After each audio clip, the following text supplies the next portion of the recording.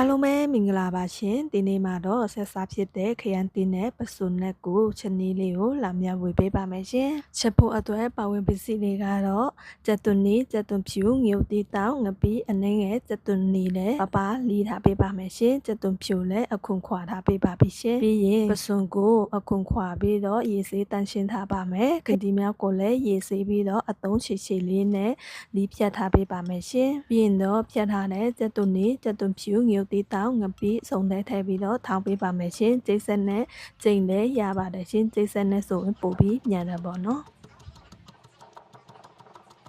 ဒီလိုလေးမညက်တညက်လေးဆိုရပါပြီရှင်ပြီးရင်တော့ရေစေးတန့်ရှင်းထားတဲ့ပစုံမြောက်ကိုနနွင်းမုံကြက်သားမုံတို့ခဏနဲ့ထားပေးပါမယ်ရှင်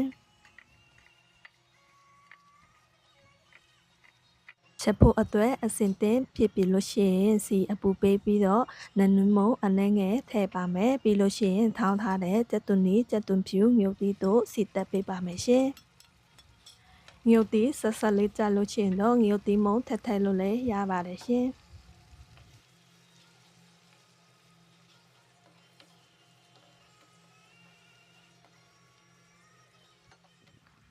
အနည်းများဆွေပွားရောင်တန်းလာပြီးမွေးလာလင်းစားနဲ့ကြက်သားမုံထည့်လိုက်ပါမယ်ရှင်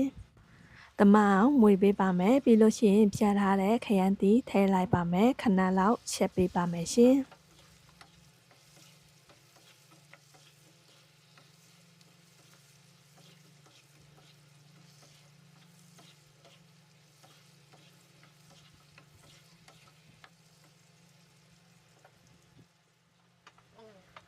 ပြီးလို့ရှိရင်နေထားတော့ပစုံများကိုထည့်လိုက်ပါမယ်တမအောင်မွေပေးပြီးတော့ရေထည့်လိုက်ပါမယ်ရှင်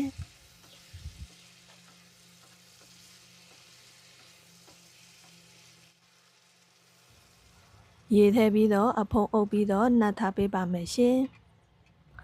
10မိနစ်လောက်နှက်လာပြီးနောက်အနံလည်းမွေးနေပါပြီရှင်ဒါဆိုရင်မီးပိတ်လို့ရပါပြီအရသာမီးကြည့်ပြီးတော့အိုးချလို့ရပါပြီရှင်